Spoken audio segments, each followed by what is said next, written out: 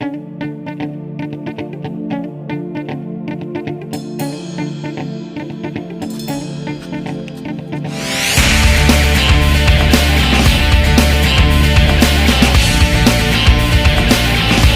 আমরা রোপওয়েতে নামলাম, ये थोड़ा सा रोपवे नामलाम मेरे दादा से आला बोलो। दादा आपका नाम बोलिए।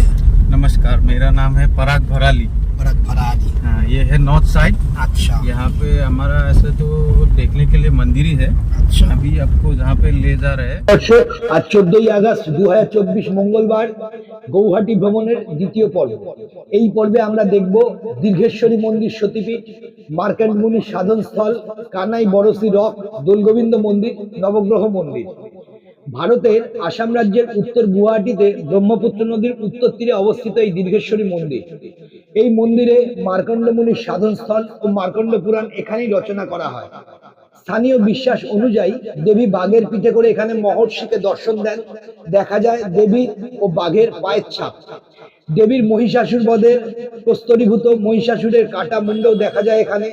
লোককথা অনুযায়ী কুবের মহারাজের রুদ্ধ রত্ন ভাণ্ডার এখানে আছে। মন্দিরের সাথে পাথরের উপর তৈরি অনেক প্রাচীন ছবিও বিদ্যমান ছিল। ইটের মন্দিরটি অহোম রাজা স্বর্গদেব শিব সিংহ দ্বারা নির্মিত হয়েছিল। দীর্ঘেশ্বরী মন্দিরটি শক্তি উপাসনার জন্য একটি শক্তিপীঠ হিসাবে বিবেচিত হয়। দীর্ঘেশ্বরী মন্দিরের প্রধান আকর্ষণ হলো বার্ষিক দুর্গাপূজা উদযাপন, যেখানে দূর দূরান্ত থেকে ভক্তরা যোগদান করতে ব্যবহার করেন। প্রাচীনকাল থেকেই আসামের শক্তি ধর্মের অনুসারীদের কাছে দীর্ঘেশ্বরী ছিল একটি বিশিষ্ট উপাসনা স্থান। কথিত আছে যে যখন শিবের প্রথম স্ত্রী সতীর মৃত্যু হয়, তখন ভগবান শিব তার শোকে তার মৃতদেহ সারা বিশ্বে নিয়ে যাচ্ছিলেন। শিবকে শান্ত করার জন্য ভগবান বিষ্ণু এবং অন্যান্য দেবতারা সতীর দেহ থেকে মুক্তি পাওয়ার সিদ্ধান্ত নিয়েছিলেন, যা মহাদেবের জন্য দুঃখের কারণ হয়ে উঠেছিল। ভগবান বিষ্ণু তার সুদর্শন চক্রকে নির্দেশ দিয়েছিলেন সতীর দেহকে কয়েকটি অংশে খণ্ড বিখণ্ড করার জন্য। সুদর্শন চক্র নির্দেশ অনুসারে কাজ করেছিল এবং সতীর দেহের টুকরো বিশ্বের বিভিন্ন স্থানে ছড়িয়ে পড়েছিল। কামাখ্যার বিখ্যাত মন্দির নীলাচল পাহাড়ে যখন তার যৌনাঙ্গ পড়েছিল, তখন সতীর দেহের আরেকটি অংশ সীতাচল পাহাড়ে পড়েছিল। সেই সময় থেকে এই স্থানটি মানুষের কাছে পবিত্র বলে বিবেচিত হয়। हमारे असम गवर्नमेंट ने उनके ऊपर में बायोपिक फिल्म बनाने के लिए बोला है। अच्छा, वो फिल्म बनने के बाद पूरा इंडिया को पता चलेगा वो कैसा आदमी थे। अच्छा। लासित बोरफुकन है। और ये दो जगह हो गया, और तीसरा जगह क्या देखेंगे? तीसरा जगह है दोल गोविंदा। दोल गोविंदा, उसमें क्या हुआ था? वहाँ पे त्रेता युग में श्री कृष्ण जी का मूर्ति मिला था जमीन के अंदर से। अच्छा, तब वहाँ पे एक नामघर था पहले हमारे आसामीज कल्चर का। अच्छा। तो जमीन में से जब मूर्ति मिला वो अपने आप डेवलप हो गया। अभी बहुत फेमस टेम्पल हो गया हमारा नॉर्थ साइड का। वो मूर्ति है अभी तक? हाँ, अभी तक है। वो दर्शन करने के लिए मिलेगा। अच्छा, सिर्फ कृष्ण जी का है वो। डोल गोविंदा बोलता है उसको। अच्छा। होली में वहाँ पे बहुत बड़ा उत्सव होता है हम लोग का। अच्छा। वहाँ में जो कृष्ण जी का मूर्ति है उनको बाहर निकाल के डोली में बिठा के पूरा हमारा नॉर्थ गुवाहाटी घुमाता है। अच्छा, घुमा के उनको ब्रह्मपुत्र में स्नान करा के फिर वहाँ पे बिठाता है। अच्छा। और वहाँ पे जाने से आपको हमारे प्रसाद भी देता है आसामीज कल्चर का। अच्छा। वो भी बहुत टेस्टी होता है। अच्छा, उसके लिए चार्ज कितना लेता है प्रसाद के लिए? चार्ज नहीं ले, सब फ्री वो होता है। फ्री चार्ज होता है? हाँ, फ्री चार्ज। और ये सब मंदिर एंट्रेंस, इसका कोई चार्ज लगता है? नहीं, कुछ नहीं लगता है। अच्छा, कोई आपका- बंदा दूसरे बंदा आएगा ये यूट्यूब देख के आपके पास, हाँ। तो आपका तो फोन नंबर हम डिस्क्रिप्शन में दे ही देंगे। हाँ। माने उनके पास शॉर्ट टाइम है। हाँ। ये तीनों जगह स्पॉट घुमाने के लिए आपको कितना टाइम लगता है? मैक्स टू मैक्स आपका 1 आवर। 1 आवर। मतलब कोई बंदा उधर से रोपवे का अप डाउन टिकट कटे तो आप घुमा देंगे 1 आवर के अंदर। हाँ। घुमा के वो देख के वो जा सकते हैं। जा सकते हैं। और जैसे हमको बोले हैं आपने कि रोपवे के आया है वन साइड, और दूसरे साइड हम जाने के टाइम वो ब्रह्मपुत्र भी ले सकते का हैं। स्टीमर में जाएंगे, ब्रह्मपुत्र का नजारा भी देखेंगे। हाँ, हाँ। तो उसमें आप ठीक करके घुमा देंगे और जो पैसा होगा वो ले लेंगे। हाँ। ये तीन टिप के लिए लगभग कितना पैसा लेते हैं आप? लगभग ऐसे तो हमारा 3 ट्रिप का आपका 1200 लेता है। अच्छा, कितना आदमी जाता है उसके? वो आपका 4 आदमी ज्यादा से 4 ज्यादा। तो 5 आदमी जा सकते हैं। अच्छा, 5 आदमी एक फैमिली व ग्रुप का होने से आप लेके चले जाएंगे। हाँ। ठीक है, ठीक है। आपका फोन नंबर बोल दीजिए एक बार। मेरा फोन नंबर है 8473 8473 8791 8791 07। 07। ओके, ठीक है। और सब देखते देखते हमको बोल दीजिएगा ये हिस्ट्री सब जाने हाँ, के हाँ, बाद। ठीक है। ठीक है ना? ठीक है। Okay, thank you.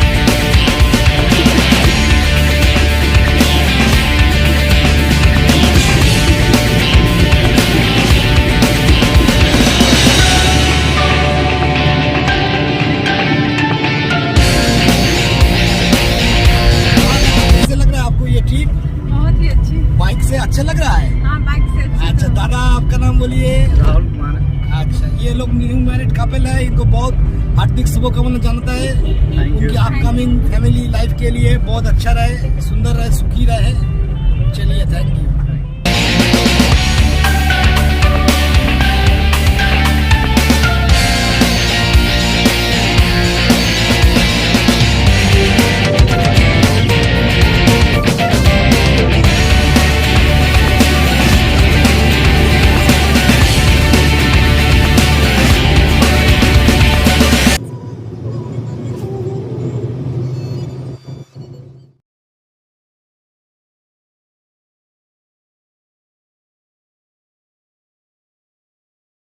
अच्छा हाँ, भैंसे का सिर जो बलि देने में बन गया था पत्थर में, अच्छा, यही वो है। वो कितना दिन पहले होगा? ये तो बहुत साल पुराना है। अच्छा, ये कुछ आदमी ने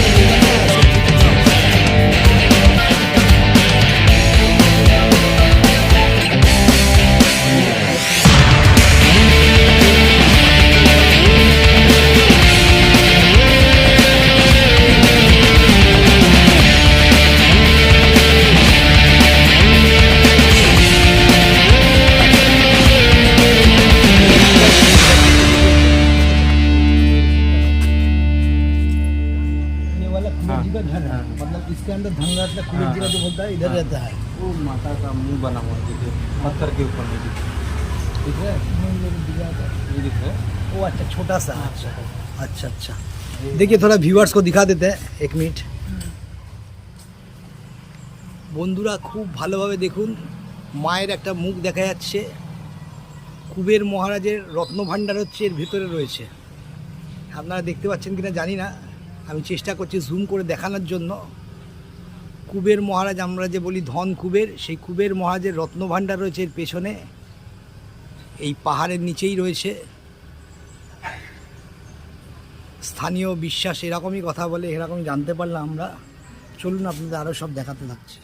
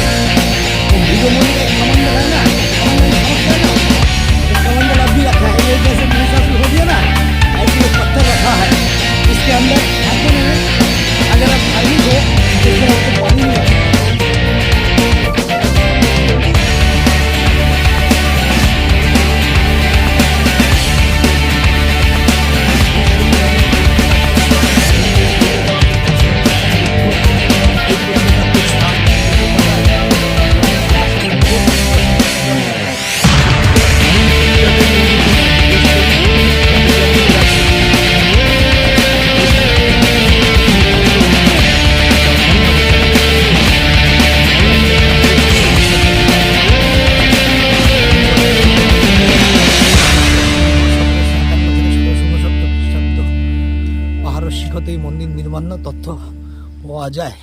ইয়াত হিসাবে নির্মিত তরবনগত শিলালিপি और मंदिर चाबी वाले हिसाब निर्मित 74 प्रत्नतत्व संचालक। अच्छा, ये आपने आप हुआ था? कोई बनवाया नहीं? बनाया था शायद अच्छा, पहले जमाने में कोई राजा। अच्छा, लेकिन सबसे बड़ा गणेश है ये हमारे अच्छा।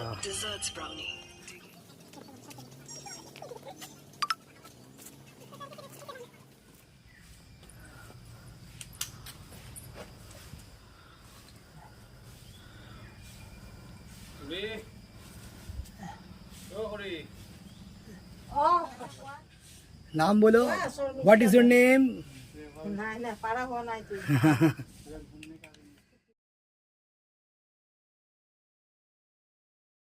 अच्छा, यहाँ पे ऋषि मुनि लोग एक मिनट। यज्ञ करते थे। इधर यज्ञ करते थे। हाँ।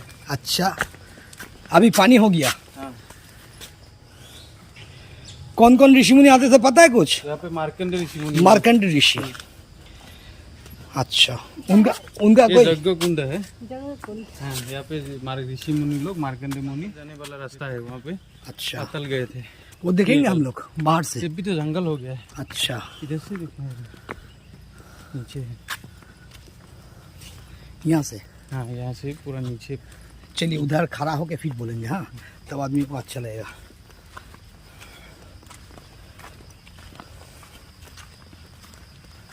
हम करते करते आपके तरफ करेंगे ये गहराई में। বন্ধুরা এই যে গভীর খাদ দেখছেন, এর একটা বিশেষ ইতিহাস রয়েছে। আমাদের দাদা প্লাস ট্রাভেল গাইড, খুব ভালো লোক, উনি তার ইতিহাস বলছেন, শুনে নিন কি সেই ঘটনা। বলুন দাদা। এখানে যেটা মার্কন্ডেয় মুনি আসছিল, আচ্ছা ওই মার্কন্ডেয় মুনি ধ্যান করে আচ্ছা, এখান থেকে লক্ষ্মী মায় প্রকট হয়েছিল, দর্শন পেয়েছিলেন। হ্যাঁ দর্শন পাইছিল, মাতাজি দর্শন হ্যাঁ, দিয়েছিলেন। তারপরে মাতাজি এইখানে পাতাল গেছিল। আচ্ছা, মাতাজি প্রকট হয়ে দর্শন দিয়ে আশীর্বাদ হ্যাঁ, করে মাতাজি এখানে এখানেই প্রথমে। আবার লুকিয়ে পড়েন আর কি। হ্যাঁ, হ্যাঁ। আচ্ছা, এই ঘরটা এখন আর এখানে যাওয়া যায় না। হ্যাঁ, হ্যাঁ। আচ্ছা, আর ওইখানে এসে এটা পাথর আছে না, হ্যাঁ এই পাথর মধ্যে এটা নাওর শেপ আছে, আচ্ছা এটা বলে এখান থেকে নাও আসছিল। আচ্ছা, पहले जमाने यहाँ पे एक नौका से ये पत्थर था। আচ্ছা, এই গর্তটা নৌকোর খোলের ভেতরটা।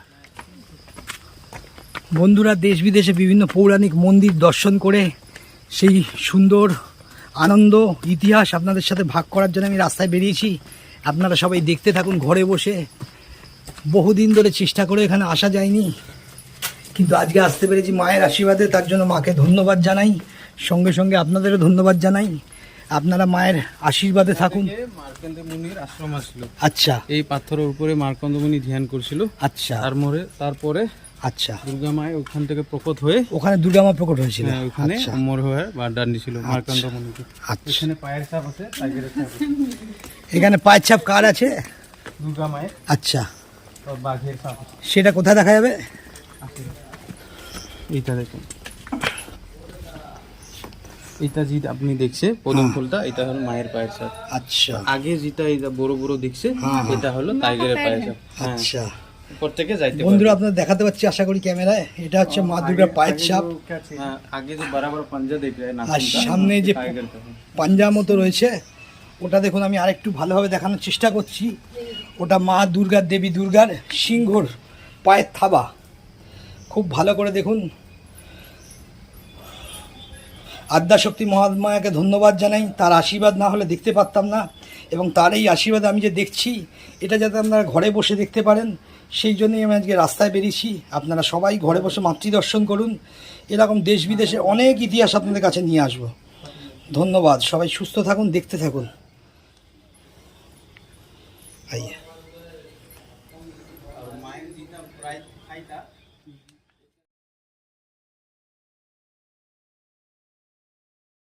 সেই থাইয়ের অংশ প্রস্তর ঘরে এখানে রাখা আছে, আমরা দেখতে যাচ্ছি। এখানে আদ্যাশক্তি মহামায়া, দেখুন কি অসাধারণ মায়ের রূপ। আমি নিজে দর্শন করছি, আপনারাও দর্শন করুন। অসাধারণ মায়ের রূপ।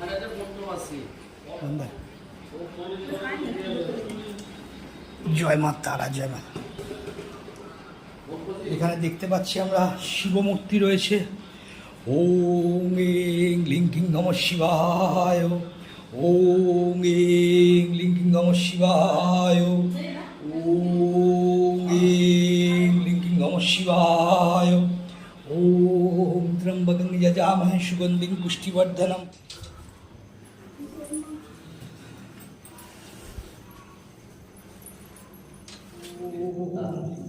यहाँ पर गिरा है सती माता को ढाई पूजा होते हैं माता दक्षिणा का दिन। कहाँ पे? इधर गिरे हैं? इधर अच्छा, ये गुप्त कामाख्या। अच्छा, और ये है माँ काली मूर्ति चायम्बुलिंग नीचे। अभी तो बारिश हुआ ना, इसीलिए पानी भर गया। माता का भैरव साफ नहीं।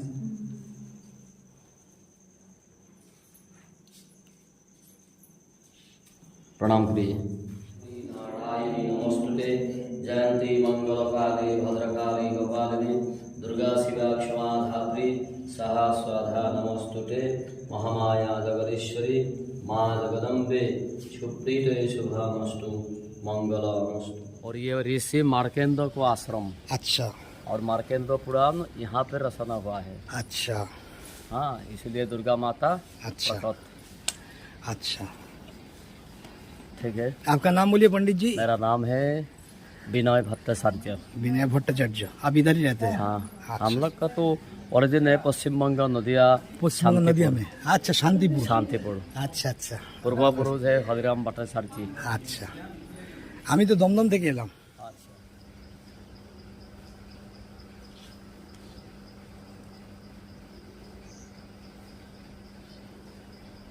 ঈশ্বরী মন্দির দর্শন করার পর এবার আমরা যাব কানাই বারাসের শিলালিপি দেখতে।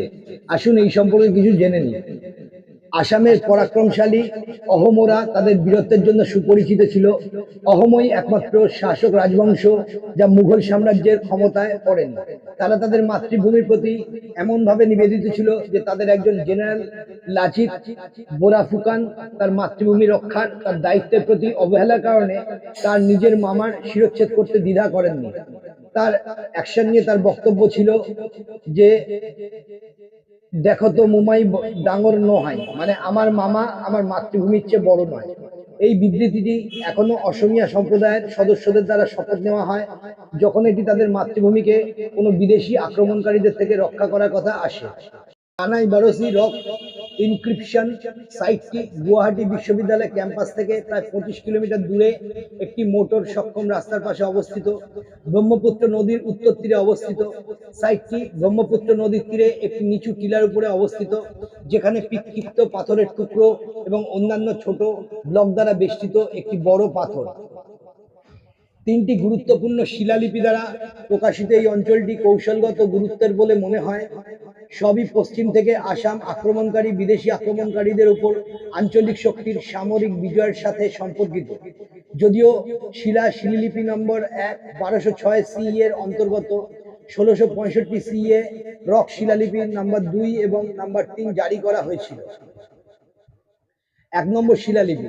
মোহাম্মদ ইরান বখতিয়ার খিলজি একজন নির্ভীক ও সাহসী তুর্ক আফগান নেতা। বিহার ও বাংলা জয় করার পর 1206 থেকে 12,000 ঘোড়সওয়ারের একটি সেনাবাহিনী নিয়ে আসাম আক্রমণ করেছিলেন। বিহারে তিনি বিশ্ববিখ্যাত নালন্দা বিশ্ববিদ্যালয় ধ্বংস করেছিলেন এবং এর গ্রন্থাগার পুড়িয়ে দিয়েছিলেন। কামরূপের রাজা পৃথু এই স্থানের কাছে একটি অতর্কিত হামলা করার সিদ্ধান্ত নেন। বারনদীর পাথরের সেতুর কেন্দ্রীয় খিলান ধ্বংস হয়ে গেছে, সব নৌকো সরিয়ে নেওয়া হয়েছে। তুর্ক আফগান সেনারা যখন নদী পার হওয়ার চেষ্টা করছিল তখন পৃথু আঘাত করেন। হানাদার বাহিনী ধ্বংস হয়ে যায়। এর অধিকাংশ সৈন্য ও ঘোড়া নদীতে ডুবে মারা যায়। মুষ্টিমেয় অশ্বারোহী নিয়ে বখতিয়ার খিলজি পালিয়ে গেলেও কিছুক্ষণ পরেই নিহত হন। এই বিবরণটি তবাকান্তি নাসিরিতে একজন সমসাময়িক ইতিহাসবিদ মিনহাজুদ্দিন আবু উমরি উন্নানের দেওয়া আছে। শিলালিপি 2।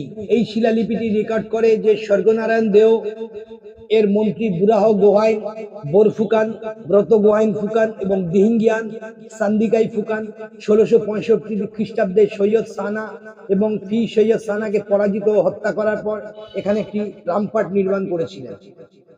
3 নম্বর শিলালিপি। এই শিলালিপিটি রেকর্ড করে স্বর্গনারায়ণ দেও, চক্রধ্বজ সিংহ এবং মন্ত্রী বুরাহ গোহাইন বোরফুকান, ব্রত গোহাই ফুকুন এবং দিহিঙ্গিয়া সন্দিকাই ফুকান 1667 খ্রিস্টাব্দে এখানে প্রাচীর নির্মাণ করেছিলেন। সাইটে নথিভুক্ত পেট্রোগ্লিফিক খোদাই সহ মোট রক ব্লকের সংখ্যা 6টি। ব্লকের সবচেয়ে বড় দীর্ঘের 37.8 ফুট এবং সবচেয়ে ছোটটির দৈর্ঘ্য 4.5 ফুট এবং প্রস্থ 1.3 মিটার। পেট্রোগ্লিফিক খোদাইতে গোলকধাঁধা, দাবাবোর্ড, বৃত্তচিত্রের মতো প্রাণী, মানুষ চড়তে থাকা প্রাণী, বর্গক্ষেত্রে বৃত্ত, রৈখিক চিহ্ন, বৃত্ত, রাক্ষস, ভদ্রমহিলা, অনির্দিষ্ট বস্তু ইত্যাদি রয়েছে। সূক্ষ্ম দানাদার গ্রানাইট বাইরে বেরোনো হয়েছে। এলাকার পলিমাটি কভার। এই সূক্ষ্ম দানাদার গ্রানাইট খোদাই করা শিলা শিল্প এবং শিলালিপির জন্য ব্যবহৃত হয়েছিল। ব্রহ্মপুত্র নদের তীরে আশেপাশে অনুরূপ অনেক গ্রানাইট মৃতদেহ উন্মোচিত হতে দেখা যায়।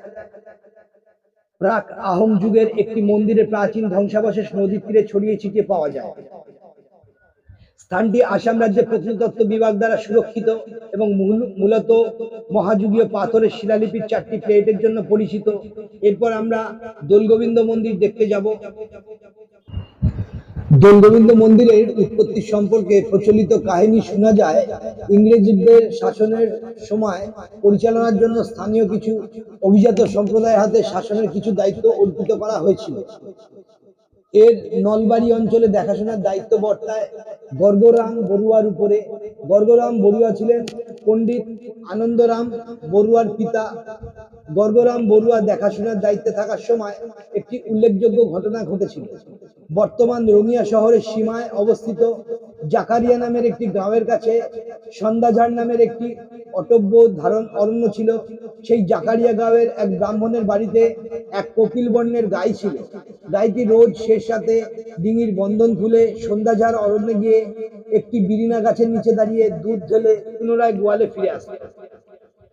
সদরামিন বড়ুয়া এই কথা জানতে পেরে সেই রহস্যে উদ্ঘাটন করার জন্য বিরিন গাছটি থাকা স্থানে খনন কার্য করান এবং সেখান থেকে একটি শ্রীকৃষ্ণের বিগ্রহ উদ্ধার করা হয়। সেই মূর্তি ভক্তি সহকারে শোভাযাত্রা করে এনে চন্দ্রভারতী পাহাড়ে স্থাপন করা হয়। সেখানে আগে থেকে শ্রী শ্রী ঘনশ্যাম রায়ের বিগ্রহ ছিল। তখন থেকে সেই বিগ্রহের সঙ্গে নতুন বিগ্রহের পুজো সেবা শুরু করা হয়। ক্রমে দোল এবং ফাকুয়া উৎসবের দিন আগত হয়। সাথে সাথে পূজারী চিন্তা হলো কোন বিগ্রহকে দোলে তুলবেন। অবশেষে পূজারী বিগ্রহের সামনে প্রণিপাত করে জানান যে বিগ্রহ দৌলে চাপবেন তিনি যেন 4 আঙ্গুল অগ্রসর হয়ে প্রমাণ দেখান। পরদিন পূজারী দেখেন যে নতুন আনা বিগ্রহটি 4 আঙ্গুল অগ্রসর হয়ে আছে। এমন ঘটনার পূজারীর মন শান্ত হয়। এরপরে যথারীতি নতুন বিগ্রহকে দৌলে স্থাপন করা হলো এবং তখন থেকে এই বিগ্রহ দৌল গোবিন্দ নামে পরিচিত হয়ে ওঠে।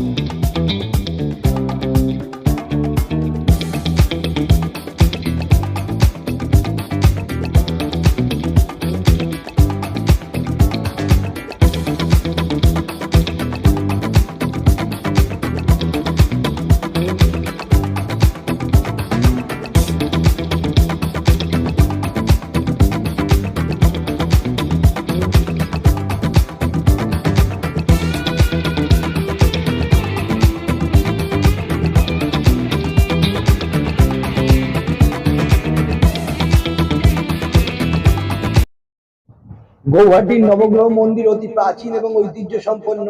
নবগ্রহ মন্দিরের সঙ্গে অনেক কিংবদন্তি এবং জনশ্রুতি জড়িত হয়ে আছে। এই মন্দির কবে কে প্রতিষ্ঠা করেছিলেন তার সঠিক তথ্য পাওয়া যায় না। এই মন্দিরের প্রাঙ্গণে থাকা এক শিলালিপি অনুসারে 1752 সালে অহম স্বর্গদেব রাজেশ্বর সিংহ মন্দিরটি নতুন করে নির্মাণ করিয়েছিলেন বলে জানা যায়। 1897 সালে বিরাট ভূমিকম্পে এই মন্দিরটি বিধ্বস্ত ক্ষতি হয় এবং পরে ধর্মপ্রাণ রাজার সহযোগিতা পুনর্নির্মাণ করা।